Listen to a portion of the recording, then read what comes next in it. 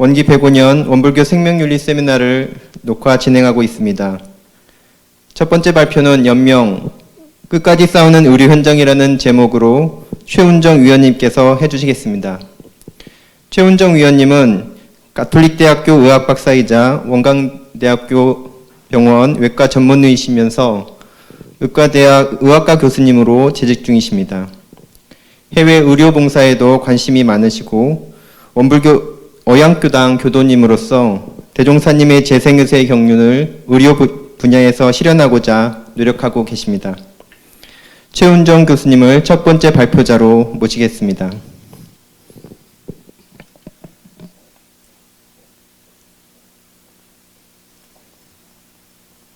예, 안녕하십니까.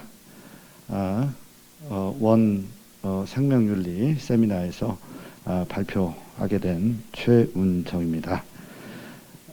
제가 할 것은 끝까지 싸우는 의료의 현장에 대한 모습을 소개해 드리고자 합니다.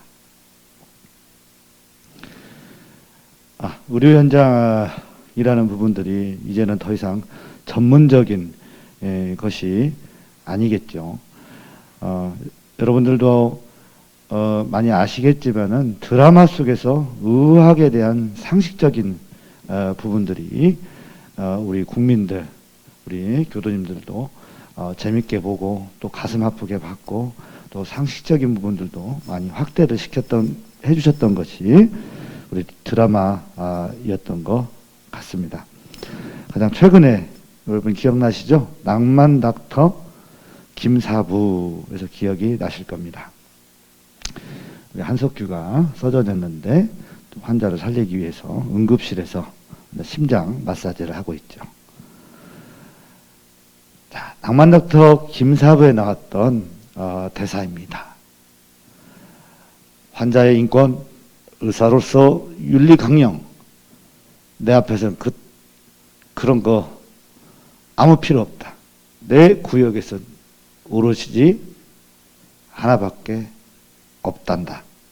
살린다. 무슨 일이 있어도 살린다. 다른 건 다 엿 많이 잡수시라. 이렇게 말을 했던 아주 강한 우리 김사부 외과 의사의 생명에 대한 강한 집착을 저희들이 볼 수 있었습니다. 또 하나 사람 살리는 거, 그게 내 주 종목이다. 의사는 적어도 한 생명을 집도로 하는 서전이라면 그 생명과 맞먹는 그 막강한 책임감도 어깨에 같이 짊어져야 하는 것이야. 그거 하나는 명심해라 하면서 제자, 후배에게 아주 모범과 표본을 보여주는 김사부의 대사가 되겠습니다. 낭만닥터 김사부 2가 올해 2월 달에 종영이 됐죠. 거기서 또 나왔던 부분이 있습니다. 돈이 안 돼서 적자 때문에 그 사람들을 외면하겠다고요? 뭐하러 시스템이고 나발이고를 개선합니까? 피곤하게. 우리 깨끗하게 문 닫으세요. 의사가 병원이 환자보다 이윤 추구가 먼저라면 그거 볼장 다 본 거 아닙니까? 폐업이 답이죠. 폐업합시다. 사실 이 말은 제가 기억컨대 이 김사부 뒤에 있는 오명심 우리 수간호사였죠. 수간호사가 재단의 압박이라든가 또 방해자들에 의해서 돌담병원을 문을 닫아야 되는 그런 적자가 있기 때문에 닫아야겠다라는 그 협박에 의해서 김사부가 고민하고 있을 때 우리 폐업합시다. 그러려면 이윤이 뭐가 중요하냐고 하면서 이 한거와 함께 재단에 이야기하는 모습을 알 수 있습니다. 또 하나 이제 드라마 속 대사가 우리 골든타임 생사 후 갈림길 1시간에서 골든타임이라는 우리 응급실을 주제로 했던 드라마가 기억이 날 수 있습니다. 그 속에 있었던 우리 대사를 한번 알아보겠습니다. 골든타임, 우리 환자를 살리는 이제 우리 금쪽 같은 시간이죠. 여기서 주로 나왔던 것은 이제 응급실이다 보니까 외상 환자들에 대한 이야기를 많이 나왔던 것 같아요. 외상 환자 외면하는 거는 의사들이나 개인적으로 혹은 병원 일개 각 병원에 책임을 돌려서는 안 된다. 우리가 의대 졸업할 때만 해도 사명감이 넘쳐서 이 외상부터 해서 응급환자 좀 어려운 일들을 하겠다는 의지가 있었는데 그것을 못 담아내는 우리나라 시스템이 문제다라는 사실 이 현실적인 어떤 이야기를 담았던 그 대사였습니다. 또 하나 골든타임에 또 나왔던 대사죠. 의사가 환자에게 확실하게 할 수 있는 마지막 단 한마디는 최선을 다하겠다. 그 말밖에 없습니다. 라고 했던 그런 대사가 기억납니다. 물론 사회의 모든 직업적으로도 최선에 대한 부분을 다 이야기하시겠지만 의사야말로 삶의 현장에서 최선에 대한 이야기를 약속하는 것은 당연한 우리 의사들의 책무인 것 같습니다. 이 또한 이제 의사들이 신이 아니기 때문에 신은 전지전능의 역할과 함께 뭐 부활시키고 하는 그런 측면이라고 뭐 할 수 있으나 의사는 신이 아니기 때문에 우리는 인간으로서 최선을 다하는 것이 인간된 도리로서 가장 마지막에 할 수 있는 말이고 마지막에 할 수 있는 행동인 것 같습니다. 골든타임에서 제가 좋아하는 아주 이렇게 대사가 또 있었습니다. 가장 좋아하는 대사인데요. 심장이 멎고 피가 차가워지면 사람은 죽는다. 당연히 그러겠죠. 사람의 피가 36.5도인 이유는 적어도 그만큼은 뜨겁고 따뜻한 사람이어야 하기 때문이다. 라는 명언을 남겨놨습니다.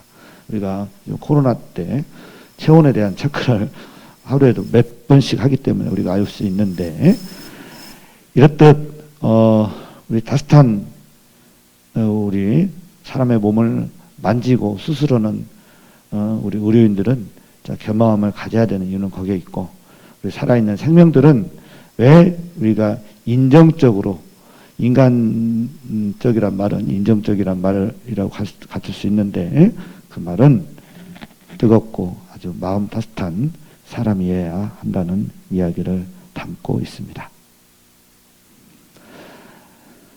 아마도 생명과 죽음의 갈림길에 중재자는 의사일 것입니다. 물론 이 결정권자가 아닙니다. 삶과 죽음의 결정권자는 본인이겠죠. 아니면 또 새로운 어떤 우리 진리님의 바탕이 있을 수 있겠죠. 하지만은 생명과 죽음의 현장에 있는 사람은 의료인인 것은 분명한 사실입니다. 그렇기 때문에 우리가 생명에 대한 윤리, 다가 죽음에 대한 겸함에 대한 윤리적인 우리가 공부를 해야 되는 이유는 바로 여기에 있다라고 생각을 합니다. 먼저 의료인이 현장에서 싸움하고 있는 생명을 살리고자 하는 그 원인을 알기 위해서는 무엇가 죽음에 이르게 하는가를 우리가 한번 알아보겠습니다. 2019년도 통계입니다. 우리나라 통계청에서 제공한 것으로서 우리나라의 사망에 대한 순위를 주고 있습니다. 남자 같은 경우는 암, 심장질환, 폐렴, 뇌혈관 질환, 그 다음 밑에 고의적 자살 이 5등까지 랭킹이 되어 있습니다. 여자 같은 경우도 똑같습니다. 암, 심장질환, 폐, 남자하고 똑같죠? 뇌혈관 똑같습니다. 단 5위가 우리 여성들 같은 경우는 치매가 조금 남성보다 더 있는 것 같은데 이 또한 이제 조금 분석을 해야 될 거는 남자 같은 경우는 여성들보다 수명률이 즉 고령의 노인들이 적기 때문에 반면에 여성들 같은 경우는 우리나라의 평균 여성 경우는 86세까지 사신다라고 봤을 때 아마 고령의 노인들이 되면서 이런 알츠하이머, 치매로 인한 우리 사망에 이르게 되지 않는가 생각이 들어집니다. 최근에 유기가 자살이 이제 여성들에서도 새로운 사망 원인으로서 높아지고 있다라고 합니다.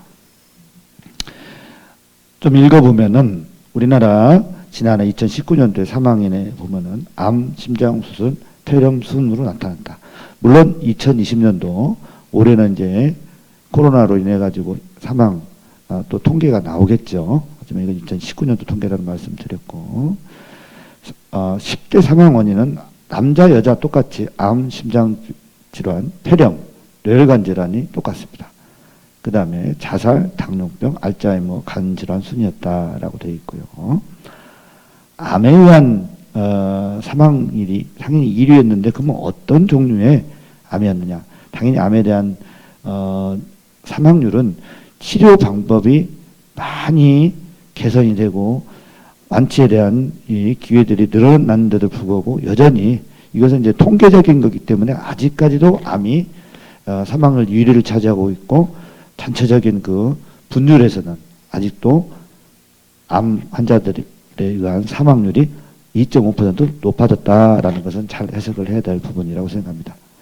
그 암 종류에는 폐암, 간암, 대장암, 위암, 췌장암 순으로 이렇게 사망률이 원인이 되겠습니다. 물론 여기서 악성도를 따지면 췌장암이 가장 높습니다. 하지만 말씀드렸지만 통계이기 때문에 폐암이 가장 많은 분율을 차지하기 때문에 그런 환자들이 이환 병을 앓고 있는 환자가 많기 때문에 사망률에서는 폐암이 이릅니다. 하지만 암별 아주 악성도 사망률이 높은 것은 췌장암이라는 것을 우리 알고 계셔야 될 것 같습니다.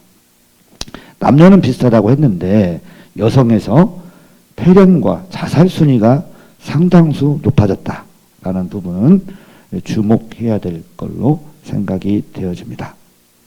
연령별로 암은 우리 어린이들, 그 다음 40대 이상, 10대, 20대, 30대에서도 2위를 차지했습니다. 이러한 또 하나의 싸움이 경제적 비용과의 싸움입니다.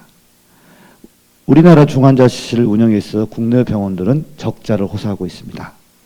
상급 우리 종합병원, 대학병원에서는 중환자실만 운영해도 운영에 대한 경제적인 우리 이득과 함께 경제적으로 안정적으로 운영을 해야 되고 그 책임만 해도 지역사회 의학으로서의 충분한 역할을 다 하는데도 불구하고 환자만 병원 운영을 할 수 있는 병원은 대한민국에 없습니다. 중환자는 경제적인 이득이 안 되기 때문입니다. 그래서 이제 대학병원들이 외래 환자 등 경증의 환자와 일반 환자를 통해 가지고 환자 수익으로 적자를 보상하고 있습니다. 권역 외상센터 운영에 있어서 예방 가능한 한 외상 환자 사망률이 2015년도 대비 2017년도에는 19.9%로 크게 줄어서 아주 큰 생명을 소생시키는 큰 역할을 하고 있으나 그 내부의 경제적 적자는 아주 고질적인 문제로 우리가 다들 알고 있는 문제입니다. 정부에서는 재정 지원을 하고 있지만 해마다 이 적자를 메우지 못하고 있고요. 그 이유는 전문 의료진이 대기, 이 웨이팅에 대한 시간이 너무 많고 병상, 시설, 장비 또한 항상 준비되어 있어야 되기 때문에 경제적으로는 이게 수지가 안 맞는 것인 거죠. 병원 입장에서는 또 하나 가뜩이나 일반 환자들, 외래 환자들, 또 암 환자들에 대한 이런 부족한 인력과 병상, 시설 장비들이 한데도 외상에 환자 없이 대기라는 차원으로 비워놓고 환자를 기다려야 되는 것이라고 봤을 때 경제적인 것이 참 안 되는 상황입니다. 세 번째는 우리 암 환우들의 말기 투병 현장에서 갈등입니다. 미국 대학에서 2015년도 이제 통계를 메디케어 통계를 냈는데요. 암 환자 중에서 연 소득의 평균 23.7%를 자기 투병에, 마지막 투병에 소진하고 있다. 이거는 사실상 소득의 4분의 1이죠. 즉, 암 환자들이 말기가 됐고 돌아가시기 전 6개월 동안 자기의 소득의 4분의 1, 재산의 4분의 1을 우리 암 치료에 쓰고 있다는 것이죠. 우리나라에도 청와대에 국민청원이 등장을 하죠. 그래서 건강보험을 확대해달라. 그래서 고가 후 치료에 대해서 우리 급여를 해줘라라고 호소가 있습니다. 실제 일부 면역 치료제는 아주 효과가 뛰어납니다. 이것은 R&D라는 우리가 연구, 개발에 대한 우리 투자 비용 때문에 약값이 엄청나게 높죠. 그래서 암 사기라도 말기라도 생존율이 연장이 되고, 하지만 너무 비쌉니다. 많은 이 환자들한테 모두 다 적용하기에는 너무너무 어렵습니다. 그래서 신약 같은 경우는 대략 500만 원을 훌쩍 넘어서 거액을 지불하면서 주사를 받고 있는 현실입니다. 암 환자 같은 경우는 등을 돌리고 쓸쓸히 사라질 수밖에 없죠. 항암제 같은 경우는 정말 500 이상을 다 넘는다라고 말씀드렸고, 신약에 대해서는 최대 1,600만 원까지 아주 고가도 이제 소개가 되어 있습니다. 또 약값까지 포함하면 500만 원, 그러면 2,100만 원에 한 달에 쓸 수 있는 대한민국의 사람은 아마도 없을 것입니다. 그래도 효과가 있었을 때는 모든 재산을 털어서 주사를 맞겠죠. 하지만은 몇 개월 지나고 나면 말 그대로 가정은 파탄되고 경제적인 부담은 가중됩니다. 바로 생명과 죽음이 이러한 경제적 차이로 차등되며, 이러한 차별은 가족들의 갈등으로 비화되고 나아가 환자 자신이 이제 포기하게 되죠. 가족들에게 경제적 부담을 시키기 싫다. 나 그냥 돌아갈란다. 돈 없이 죽겠다라는 자괴감을 갖고 쓸쓸히 떠나가게 됩니다. 네 번째는 이제 시간과 우리 의료인들이 싸움하고 있습니다. 골든타임에서도 외상 환자에 대한 우리가 치료도 있겠지만, 우리 이식 환자의 경우 기증자가 발생을 하게 됩니다. 뇌사자 혹은 장기 기증에 대한 뜻이 있는 사람들. 일단은 기증자가 소식이 들리는 순간 우리 이식 시계는 그때부터 카운트다운이 들어갑니다. 바로 시간과 싸움이 되겠습니다. 심장의 이식의 경우 4시간 30분이 경과되면 이식 성공률이 현저히 떨어집니다. 바로 수술을 진행할 수 있도록 환자와 수술진 모두 대기해야 되고, 이식 분야는 만성질환을 고통받는 새 생명을 구하는 의료 비용적으로도 아주 경제 효율적인 부분이 있습니다. 하지만 국가 사회적으로 조금은 부족함이 있습니다. 또 다른 도전은 세계적인 역병, 우리나라에 있는 코로나 같은 바이러스입니다. 물론 70년대에는 감염병에 의해서 우리나라가 고통을 받았으나 2015년도부터 다시 메르스부터 에볼라 등 이 보이지 않는 적하고 싸우고 있습니다. 언제 끝날지도 모르고 이런 긴장감과 스트레스는 가중되고 있습니다. 코로나 더 심각합니다. 우리 의료인들이 모든 역량을 발휘해서 우리 도전을 해야 될 것 같습니다. 옆서 그림은 패스트 중세 때 마스크가 없었기 때문에 마스크 대용으로 되어 있고, 이 새 부리처럼 되어 있는 건 여기다가 약초를 넣어서 훈증으로서 해서 이 패스트균이 죽으라고 이렇게 개발했던 겁니다. 밑에는 코로나 바이러스입니다. 마지막 우리 의료인들이 진짜 싸움하고 있는 것이 자살입니다. 외과 영역에서 각종 칼로 찔려서 자해하고 오는 사람들이 많이 오죠. WHO에서는 인구 10만 명당 10명 이상의 어떤 같은 질환이 있으면 전염병이라고 보고 있고, 우리나라는 10만 명당 27명으로 이미 자살은 전염병이 돼버렸고 OECD 국가 중에서 가장 높습니다. 재밌는 거는 자살의 원인이 돈 때문에, 경제적인 원인 때문에 상당할 건데 나중에는 자살 환자한테 이러한 돈을 청구하게 되는, 사실은 참 아이러니가 현재 있습니다. 이러한 자살은 의료인에게 정말로 우울감을 주는 대표적인 질환이 자살 환자입니다. 자살을 하는 환자를 살려놨더니 왜 나를 살려놨느냐, 자살을 하려고 했는데, 의료인으로의 허탈감을 주게 됩니다. 끝까지 싸우는 의료 현장 결론이 되겠습니다. 의학은 비경제적인 것입니다.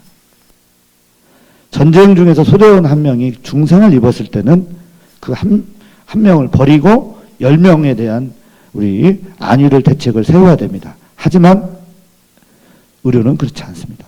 정치학자들은 100만 원이 있었을 때 100명한테 1만 원씩을 나눠줬지만 의료에서는 그 100만 원을 중증 환자 한 명에게 모두 쏟음으로써 환자를 소생시킵니다. 바로 비경제적인 것입니다. 끝까지 함께하는 현장이 바로 의료 현장입니다. 생명이 끝나는 날까지 환자 곁에서 우리가 같이 있으면서 쌓은 임상 경험은 의료교육 경험 축적과 의학 연구의 시초가 됩니다. 암 환자 후 한 달, 두 달 후 생명 연장일지라도 그걸 토대로 새로운 신약과 진료 지침이 개발되게 됩니다. 바로 의료는 환자에게서 의학의 시초와 경과 그리고 새로운 미래로 중심을 잡는 것입니다. 의료인들은 끝까지 협력하면서 의료 현장에 있습니다. 의료는 특허권이 없습니다. 기술과 수술 방법에 있어서 특허권이 없습니다. 약물은 특허권이 있죠. 특권이 있죠. 하지만 기술과 수술에는 누가 개발하고 누가 그를 본받아서 다시 또 변형시켜서 더 새로운 진보된 기술과 수술을 보인다면 그것이 바로 인정받고 끝나는 것이지 특허가 없습니다. 바로 끝까지 협력합니다. 바로 비경제적이라는 것입니다. 또 드라마에 나왔던 우리 대사입니다. 누군가 그럽디다. 포기하는 순간 핑계거리를 찾게 되고 할 수 있다고 생각하는 순간 그 방법을 찾는다. 저도 수술하는 건데 수술은 노동집약적인 수술입니다. 마지막 슬라이드인데요. 정말이지 의료계의 발전의 동력은 바로 열림과 나눔에 있습니다. 열림, 나눔 단어도 좋지 않겠어요.